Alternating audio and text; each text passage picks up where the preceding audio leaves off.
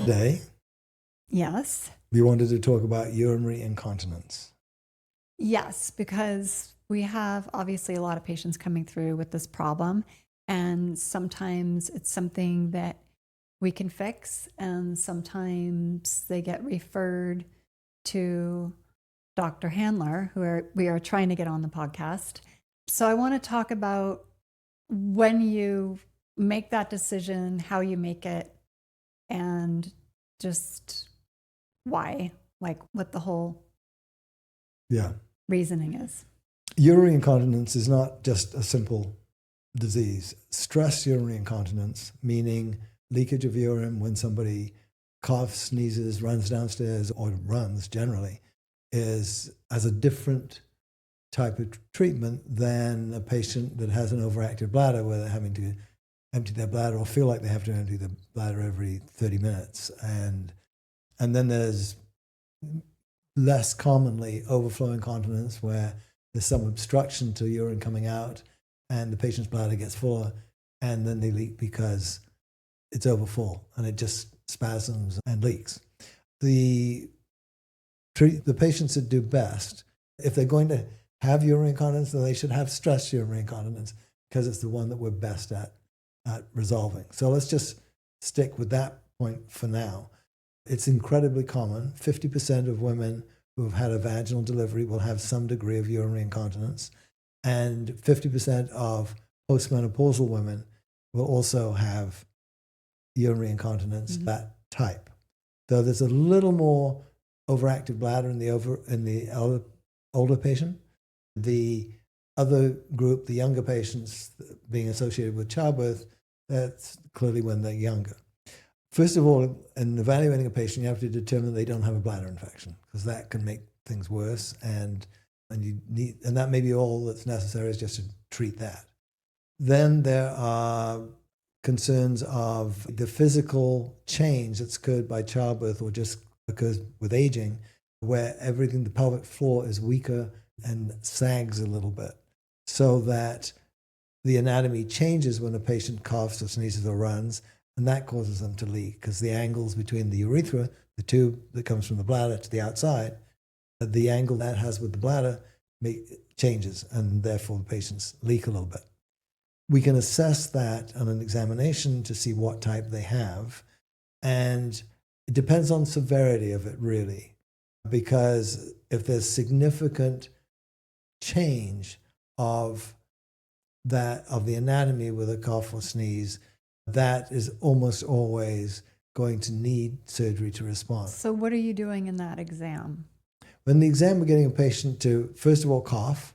Do you put a speculum in? No. Okay. But we observe the introitus. We want to look at the urethra, and we'll see how things change. And there's something called a POPQ question. It's a pelvic organ quantification. I'm going to have to say that again. There's an evaluation that we do by looking at the urethra with the patient coughing or sneezing or bearing down, where they take a deep breath in and they push. They hold their breath, but they push down to increase the abdominal pressure. And we can see how the anatomy changes, and we have a way of measuring that with what's called a POPQ, which is a pelvic organ prolapse quantification system. So there's a score that you put on it. Now, most patients are somewhere in between absolutely needing to have surgery to those that just will not benefit from surgery at all. And so we can look at those patients and is it just a pelvic floor as being damaged or weaker because of pregnancy and childbirth or age or obesity or even overexercise? That can be a reason for weakening the pelvic floor as well. Or is it hormone related? Does it happen with menopause and the fact that the estrogen levels for that patient are lower, the tissues are weaker, they don't support as well? So we can look at all of those things, and we will put some sort of plan for the patient, which will be trying to correct the problem, either strengthening the pelvic floor, which can be done with exercises or physical therapy. It might be just giving some estrogen in that area, vaginal estrogen. Not given at the right dose and appropriately is absolutely without risk.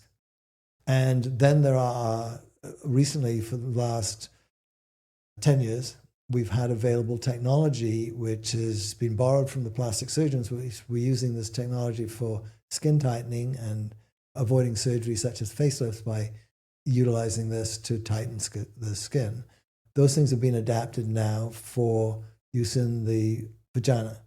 And we can stimulate the collagen formation and blood supply to the vaginal area, which makes it stronger. So that is often the first direction for the patient. Make sure there's no infection. Make sure their hormones are balanced, or at least in that area are being supported.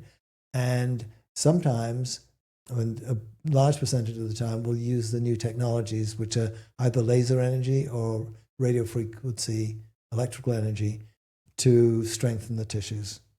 And then if those things don't work, or the problem is so severe that wouldn't be worth that's trying. kind of actually a patient that came in yesterday where you didn't do any of those things. You just referred her. So what was it you saw in that exam?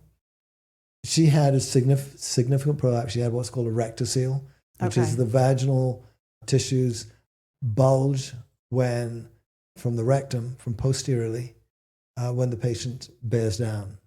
And that is something that is not likely to be helped enough with the electrical energies. Okay, and so do you think she got that way through exercise, or how do you think that happened? It's if you ask her, she would say childbirth. Okay. Yeah. It was. Yeah, that makes sense. That patient wanted a cosmetic improvement. And when I did the examination, I saw the structural problems that meant that surgery was the most likely thing to help her. And so that's why it was because of her needing, in my thought, repair of the rectocele. She needed a mid-urethral sling, a sling underneath the urethra to prevent the leaking of urine. And she wanted a little bit of cosmetic attention, but that wasn't the main issue, which I could tell by examination. And it was because collectively, all of these things made it better for her to go to a urogynecologist.